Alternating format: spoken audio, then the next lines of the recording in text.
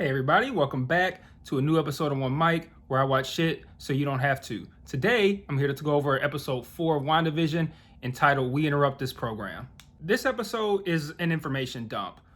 We learn a lot about what's going on in this world, and we also learn what our characters have been up to and why they're there. And then we also learn why, it's gonna sound mean, but we learned a lot of what the show was doing wrong, at least in my opinion. I know a lot of people are probably like, yo, this show's not doing anything wrong. But from my perspective, it did a lot wrong. And the main thing of that, I think, is how the episodes were structured. So give you guys an idea of what I mean. This is I believe, a 9-episode season. We now see that the episodes are about 30 to 35 minutes apiece with 7 minutes for credits. Fuck you for that. So we're looking at about 25-minute runtime on average. This is the first Marvel show to show up on Disney Plus. This is what you're sending us out the gate. We've already had 2 awesome seasons of The Mandalorian. So we've been waiting a long time for what Marvel's going to give us. They decided to give us WandaVision first, and this is it. So to come out of the gate with 2 episodes that are boring, uninteresting, and unfunny, I think was just a bad idea. Now, it's not about the idea of like, okay, these guys are in a different world, so we got to wait to get there. Like the whole concept of the story is fine, but to spend the first, we'll say, about 50 to 60 minutes in a world that is, well, we don't know why they're there. You know, none of the stuff that we learned today, we knew at the time. We could presume, but we didn't know. We don't know why they're there. We don't know what's going on. So if you're not going to tell us, especially over the course of 2-3 episodes, then at least the content you're giving us there needs to be engaging. And I found the content in the first couple of episodes to be incredibly boring and unfunny, all that good stuff. I've been over it over and over, so I'm not really going to harp on it. But I think it would have been better if they had, excuse me, I think it would have been better if they had maybe structured the episodes as hour-long episodes, or maybe even just that first one. So that way you don't feel like you've gone through 2 episodes of them trying to give you the story that they want to give you and finding it unsatisfying. If they had done it where maybe the first episode is an hour, and then say that first, I would say 30, 45 minutes is Wanda and Vision immersed in this world. We don't know what's going on. We're taking it at case value. And then we start to get the hints at the end about what's going on.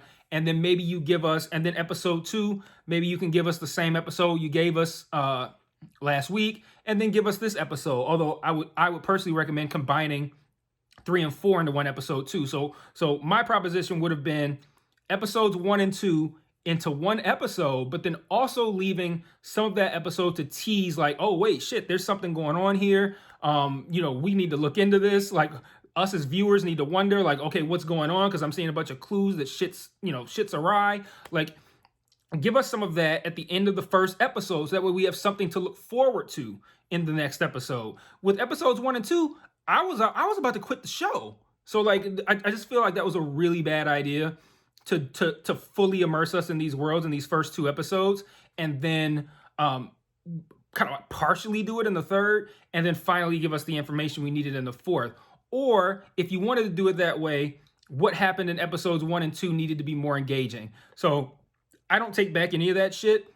I still think the first 2 episodes are fucking awful. I'm still mad about 7-minute credits. I'll never stop being mad about that. But what I will say is this episode hit the ball out of the park. So like I said at the top of the video, this was an information dump.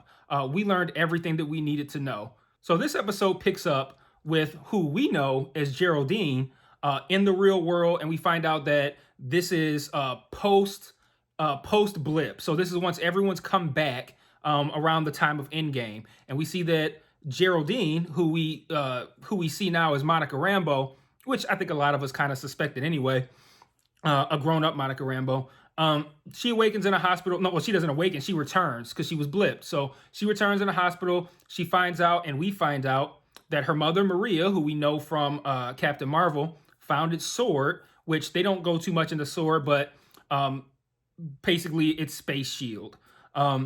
She found its sword, which I don't believe that's canonical. I don't think Maria Rambeau founds. I don't think anybody Rambeau finds founded sword. Sorry, but whatever the case may be, we found out that she founded S.H.I.E.L.D. shortly after, I believe, the events of Captain Marvel, and then she died of cancer. So she died of cancer 2 years into the blip. So we found out that Monica, who we know as Geraldine from previously in the show, we find out that Monica blipped with everyone else.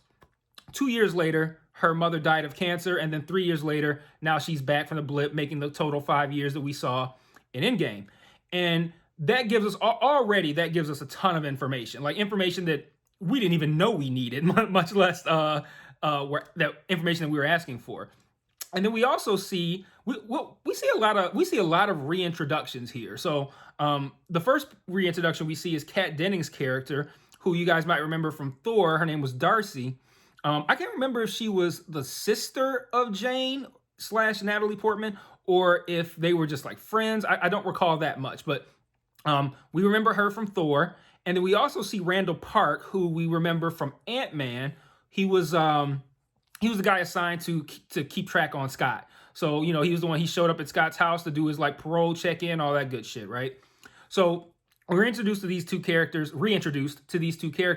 And one of the interesting things here is the whole time I've been saying that this show has tried to be funny and failed. They put the laugh tracks on. It's like a whole sitcom deal they wanted to give us. And sidebar, I appreciate's a strong word. I recognize that this was meant to be kind of like a parody of classic sitcoms, which I talked about on the previous videos. But again, it wasn't any good. So I don't like the idea of making it sound like a simple parody of Bewitched is like some high art. So like I've kind of resented that mindset of the show. Like I had a guy on Twitter who said that. Well, I didn't have a guy. I saw a guy on Twitter who said that. Let me see. What did he say? He was basically demeaning people who expected WandaVision to be funny, and I said, I'm like, yeah, like how crazy is that to expect a show that mirrors sitcoms and has a laugh track to be funny? Now, that's not me saying that I think it's a comedy. Like, that's just me saying, like, don't shit on people who are expecting it to be funny when it has all the ingredients of something that's supposed to be funny. So I said that some person misinterpreted me and comes in and tells me, why don't you look up all of David Lynch's films? Bitch, I was a filmmaker. I know who the fuck David Lynch is.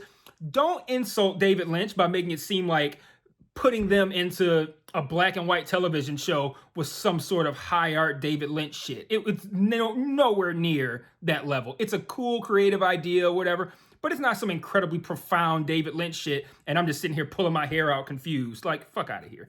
Anyway, it's a brief diversion. Where was I? The reintroduction of Kat Dennings and Randall Park. So we reintroduced those two characters, and like I've said before, these episodes haven't been funny. And then surprisingly, this was a episode full of funny moments, and that felt more the style of humor that we're accustomed to from our MCU films. I thought Kat Dennings was great. I thought Randall Park was great. I sincerely hope they stay around. So that was really cool. Really glad to have those two involved in this. They brought some actual humor to the show, so that was pretty cool. One of the other things that I wanted to talk about is we also learned about the colorized, not even just the colorized thing. We learned about all of the anomalies that we saw in the first 2-3 episodes, the clues that something was awry. So the first thing we had was the what looked like a helicopter that kind of appeared to be in Iron Man colors almost. We learned that was a droid sent in, that was a drone sent in by Monica that went through the force field or whatever it is that's separating this make-believe town. And we learned that everything that goes in, if it doesn't fit within that time frame, it kind of like retrofits. So like she sent in a 2020 drone and Wanda discovered a 1950s toy airplane. So like later, like at the end of the first episode, we see the one guy emerge from the sewer with a fucking beekeeper suit on or some shit. And we're like, what the fuck is this? And that's how they ended the episode. Well, we found out in episode 4 that was someone who had been sent in by SWORD to investigate what was going on. when he went through the portal, or whatever you want to call it, his hazmat suit that he went in with turned into a beekeeper suit. And I believe he was like chained or tied to something, which must have been some sort of future technology as well, because that turned into a jump rope. So we learned that whatever goes into this world kind of like retrofits within whatever age that exists. So again, lots of information. I really enjoyed that stuff. Lots of humor. Really enjoyed that stuff. Lots of good stuff so far in this episode. We also see that the moment from, I believe, episode 2, where someone's trying to speak to Wanda through the radio, we see that was actually Randall Park's character attempting to communicate with her as well as they're watching her on this television. So like, this wasn't just an information dump in the sense of like, these are the things that you need to know in order to understand what's going on. It was like a complete explanation of like anything that you saw that was confusing before, we filled in. And then they filled in actually what was one of my big qualms that I had with the last episode was that we saw Wanda banish Geraldine completely out of this place, and they cut that part out. And I was on the video like, they had the unmitigated goddamn gall to not even show us what happened. Well, they showed us what happened in this episode. So I kind of gotta eat a little crow there. I gave them shit for not showing it. They did show us this later, and it did have a better impact because by the time they showed it to us, we understood what was going on. So kind of in summation, I thought this was a great episode. They finally decided to give us a little bit of the information we needed. They decided to actually interject real humor into the show. They gave us all kinds of backstory. We learned about Monica. We learned about S.H.I.E.L.D., all that kind of good stuff. So good information dump episode. It was entertaining. It was fun. So I never was going to be off the show because, like I said last week, I didn't want to miss anything that might tie into the films, which clearly if I had not watched this episode, that's what would have happened. I don't want to miss anything that might tie into the films. So I was going to keep watching, but it was up in the air whether or not I was going to do videos. And when I watched this one, I thought, yeah, well, I guess we're back on the video train. So solid outing. I repeat, I feel like they should have structured the first 4 episodes, I should say. They should have structured those episodes differently to where it didn't feel like we were going to get a bad sitcom parody for the entirety of the season, which is kind of what they gave us in the first 2 episodes with like little hints of stuff going on. Like I said, if that stuff had been quality, then I would have had no complaints. But since it wasn't, I had complaints.